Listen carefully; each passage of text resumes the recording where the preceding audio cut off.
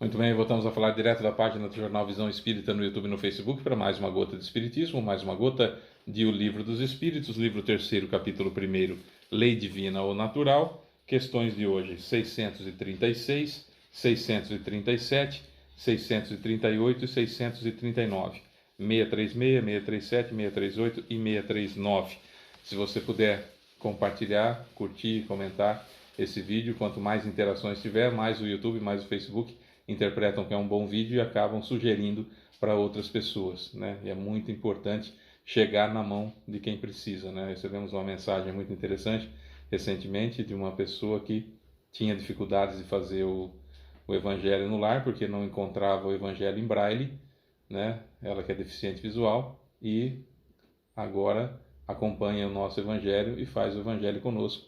Isso é muito bacana. Acompanha também as Gotas de Espiritismo, o Livro dos Espíritos, o que é uma honra, um privilégio para nós podermos ser instrumentos nesse momento. Você pode ser instrumento também de divulgação da doutrina espírita, clicando no curtir, no joinha, fazendo um comentário, um bom dia, uma boa tarde, uma boa noite, alguma coisa assim, só para ter um comentário, e compartilhando com seus grupos. É isso, ajuda bastante, tá bom? Vamos lá então. Questão 636. O bem e o mal são absolutos para todos os homens? Resposta. A lei de Deus é a mesma para todos, mas o mal depende sobretudo da vontade que se tem de praticá-lo. O bem é sempre bem e o mal é sempre mal, qualquer que seja a posição do homem. A diferença está no grau de responsabilidade. Olha, se você pegar qualquer situação em que uma criança haja e um adulto haja de igual forma, a criança nós vamos relevar e o adulto nós vamos responsabilizar, evidentemente. Vamos imaginar que por um motivo qualquer uma criança entra num carro e ela acaba mexendo na alavanca do câmbio ou mexendo na alavanca do freio de mão e só acaba soltando e o carro então desce e bate no carro da frente, colide contra o carro da frente. Evidentemente que aconteceu um mal, não foi? Aconteceu um mal, claro que aconteceu um mal. Poderia ter se machucado e teve problemas de bens materiais. Tá. O dono do carro abalroado, por mais bronco que seja, ele vai ficar bravo, mas não a ponto de, por exemplo, agredir uma pessoa do bem, uma pessoa normal, né? Não estou falando de pessoa muito ruim. Pessoa normal. Não vai agredir a criança. Vai cobrar a responsabilidade dos pais, etc, etc, mas não vai agredir a criança, porque vai entender a natureza infantil, vai entender aquela situação de que é alguém que não responde pelos seus atos, não tem conhecimento do problema que poderia ter causado, etc, etc. Diferente se é um adulto que está dirigindo o carro e aí, por um problema qualquer, uma distração qualquer, colide contra a traseira do carro. É lógico que a pessoa, dona do carro, vai ficar muito brava com essa situação. O que eu estou querendo dizer com isso? Que devemos ficar bravos, que não devemos ficar bravos? Não, essa não é a tônica. A tônica é como que nós, seres humanos, olhamos para aquele que tem mais conhecimento e menos conhecimento, ou aquele que é mais adulto, aquele que é mais infantil, diante das circunstâncias que a gente julga e atenua, faz o atenuante da responsabilidade da criança. Quando nós estamos equivalente à criança, só que espiritualmente falando, ou seja, evoluímos pouco e cometemos um mal, há um atenuante nessa situação, porque não sabíamos, não tínhamos conhecimento, ou tentamos fazer o certo e não conseguimos, porque tentamos errado, enfim, alguma coisa aconteceu e nós, infantis ainda, no sentido espiritual, na comparação, evidentemente temos o atenuante. Agora, quando eu sei que é errado, faço por prazer ou faço porque eu acho que eu tenho que fazer e não me importa o restante, os outros que se danem, aí tem uma responsabilidade maior. Então, o bem e o mal não são absolutos para todos os homens. Embora o bem seja sempre o bem, embora o mal seja sempre o mal. O certo continua certo mesmo se ninguém estiver fazendo. O errado continua errado mesmo se todo mundo estiver fazendo. Certo? 637. O selvagem que cede a seu instinto alimentando-se de carne humana é culpado? Resposta: eu disse que o mal depende da vontade. Pois bem, o homem é tanto mais culpado quanto melhor sabe o que faz. Aquilo que a gente acabou de falar, né? Só que aqui Kardec, muito mais inteligente, evidentemente, muito mais evoluído do que eu, ele usa um exemplo do selvagem, usa o exemplo do canibal. Aí tem uma fala de Kardec. As circunstâncias dão ao bem e ao mal uma gravidade relativa. O homem frequentemente comete erros que, por serem consequência da posição em que a sociedade o colocou, não são menos repreensíveis. Não são menos repreensíveis. Não é porque está naquela posição que tem que... Ah, todo mundo faz, então vou fazer também. Porque o errado continua sendo errado, mesmo se todo mundo estiver fazendo. Porém, a responsabilidade é proporcional aos meios que ele dispõe para compreender o bem e o mal. É por isso que o ser humano esclarecido, que comete uma simples injustiça, é mais culpado aos olhos de Deus do que o selvagem ignorante que se entrega aos seus instintos. Muito bem explicado, né? 638.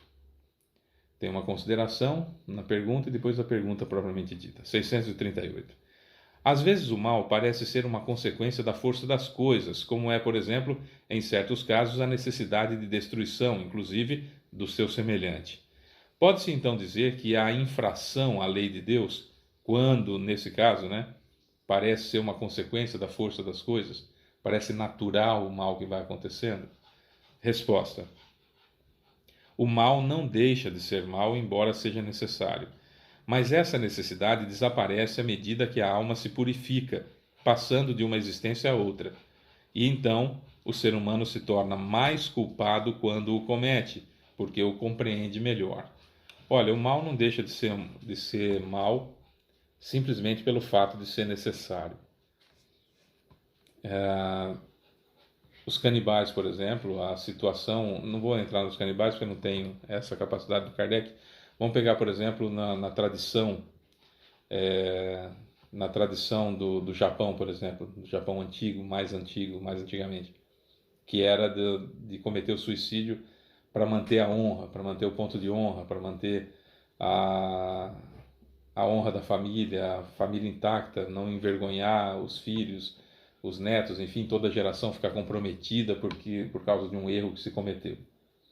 Então vou lavar o erro da minha honra cometendo suicídio, né? Tem o mesmo peso do sujeito que comete o suicídio depois de ter matado a esposa? Ele comete o feminicídio e aí, para não ser preso, ou seja lá por qual motivo for, ele acaba se matando. Tem o mesmo peso? Claro que não. Porque tem a força das coisas. O que é a força das coisas? A tradição, a cultura, a ideia de que aquilo é o certo a fazer. Então o sujeito vai e se sacrifica como herói realmente para preservar a sua família. É suicídio? É. Tem consequências do suicídio? Tem consequências do suicídio. Evidentemente com atenuantes, grandes atenuantes.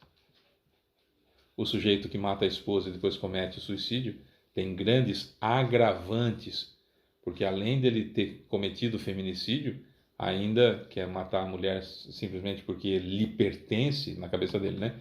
Porque pertence a ele, e quando não quer mais nada com ele, então ele não vai ser minha, não vai ser de ninguém, aquela tolice que a gente ouve aí, infelizmente, né? Acontece muito aqui no Brasil.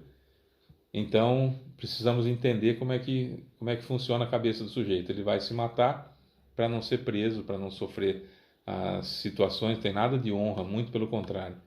Então, aí tem agravantes, né? Que além de suicida, é homicida, no caso, feminicida. Né? Perceberam a responsabilização? O mal é sempre o mal. Mas tem agravantes e atenuantes. 639. O mal que se comete não é muitas vezes o resultado da posição em que outros homens nos colocaram? E nesse caso, quem são os mais culpados? Essa pergunta ela é um pouco truncada, a gente tem que entender exatamente o que Kardec quis dizer. O mal que se comete não é muitas vezes o resultado da posição em que outros homens nos colocaram? E nesse caso, quem são os mais culpados? Resposta: o mal recai sobre aquele que o causou. Assim, o homem que é conduzido ao mal pela posição em que seus semelhantes o colocaram é menos culpado que aqueles que causaram esse mal, pois cada um sofrerá o castigo, a punição, a responsabilização, não apenas pelo mal que tiver feito, como também pelo mal que tiver provocado. Tá, então veja lá. O sujeito que comete um ato errado, que faz o mal, que pratica o mal, em função da posição em que ele foi colocado por outros homens, por exemplo, o sujeito é obrigado a ir para a guerra, né? Um exemplo, ele é obrigado a ir para a guerra, ou na posição que ele se encontra de polícia, de policial. Então ele é policial. E aí ele tem que manter a lei e a ordem.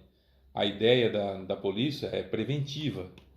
Ela é ostensiva só em casos flagrantes, mas via de regra ela é preventiva. Ela é uma função, ela tem a função de preservar a ordem da sociedade. Aí, o que acontece? Entram numa favela, por exemplo, e alguém dá a ordem que é para entrar atirando, não importa quem morra, porque é tudo bandido, não importa se fala que não é ou não, aquela história de que mora em uma comunidade, em uma favela e é tudo bandido. É mentira isso. Mas, enfim, né? Aí o sujeito entra e tá naquele lá e vai atirando e causa aquele horror, aquele mal todo que vai causando ali. Mais responsável é quem mandou fazer. Porém, no entanto, contudo, todavia, quem fez também é responsabilizado. Quem foi obrigado, quem foi coagido, quem foi levado a fazer aquilo é menos culpado, mas também culpado. Mas quem mandou é sobre quem recai todo o mal. Assim também a obsessão. Na obsessão também, a obsessão é um mal.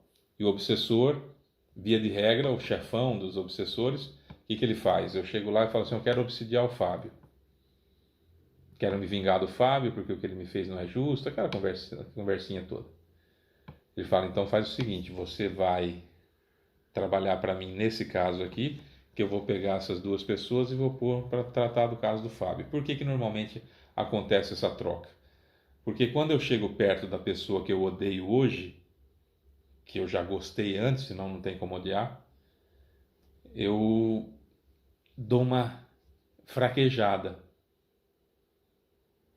Ou fico tão alucinado e acabo fazendo errado, não de acordo com aquilo que está planejado pelo chefão dos obsessores. Então ele me põe para obsidiar outra pessoa e pega um ou dois ou três ou quantos forem necessários que às vezes nem me conhecem para fazer a obsessão em mim, certo? Para trabalhar essa obsessão. O chefão é extremamente culpado, porque ele é que maquina tudo, ele que cria tudo, ele que planeja tudo. E os outros que estão ali por prazer são tão responsáveis quanto. Aqueles que estão ali coagidos, obrigados a essa situação, porque foram incautos, né? Durante a encarnação, acabaram usando favores desses espíritos, estão aprisionados a eles agora, tendo que lhes servir, são menos culpados, menos responsabilizados, mas são culpados também. Então, o mal que se comete não é muitas vezes resultado de uma posição que os outros homens nos colocaram? Até é.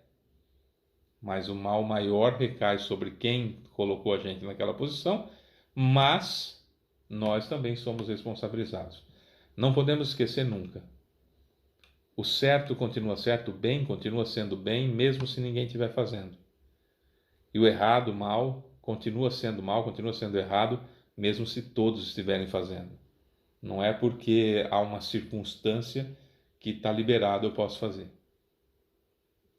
Certo? Aqui dentro de mim, o que me motivou a fazer aquilo é que vai fazer a diferença. Muito mais do que o ato em si. Eu dou um tiro em você. O que me levou a isso? Essa intenção O que se passava na minha cabeça naquele momento é o que conta para ter atenuante ou agravante o fato do homicídio. Nesse caso, o homicídio. Ficou bem claro? Então, o bem e o mal estão dentro de mim. Eu que estou dando vazão. O bem e o mal são dois lobos que eu tenho dentro de mim. O lobo do bem e o lobo do mal. Quem vai vencer em mim? Que natureza vai vencer em mim? A natureza do bem ou a natureza do mal? Aquela que eu der mais alimento. Aquele lobo que eu alimentar mais. Se eu der mais alimento para o lobo bom, eu vou ser bom. Se eu der mais alimento para o lobo mau, eu vou ser mau. E o que é o alimento mau? Pensamentos negativos. O que é o alimento bom? Pensamentos positivos e obras positivas. É isso. Simples, né? Não muito. É isso. Eu sou Fábio Pereira, essa é mais uma gota de Espiritismo. Amanhã tem mais. Beijo pra você que fica. Tchau.